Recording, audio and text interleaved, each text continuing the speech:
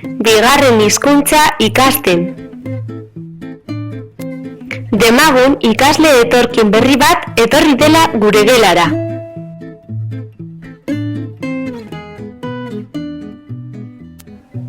Gure ikasle berria Kolonbiatik dator, bere ama hizkuntza gaztelania da eta ez du euskera ezagutzen.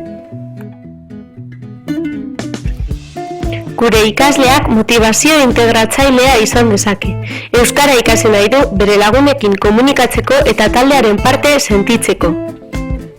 Euskara integraziorako bide izan daiteke, eta gure ikasleen gurasoak euskaraz gain euren hizkuntzak errespetatzen direla ikusteak eragin positiboa izan dezake. Baina kontuz, euskara arrakasta akademikoarekin soilik lotzearekin. Ikasleen jarrera instrumentalaz gain jarrera integratzailea garatzea oso Baina kontuz, euskararen ikaskuntza arrakasta akademikoarekin soilik lotzearekin. Gure ikasleengan jarrera instrumentalaz gain jarrera integratzailea ere bultzatu behar dugu. Jarrera instrumentala agertzen duten pertsonak hizkuntza bat ikasten dute onura bat lortzeko helburuarekin. Gure ikasleen kasuan arrakasta akademikoa lortzeko. Jarrera integratzailea berriz atxikimendu sentimenduarekin lotzen da. Euskara euskal komunitatearen parte izateko ikastearekin.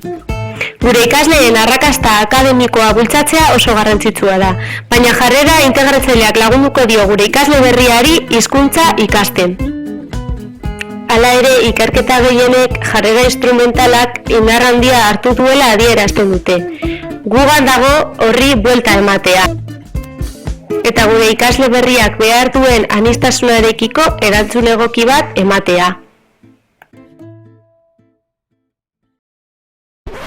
Created using Powtoon.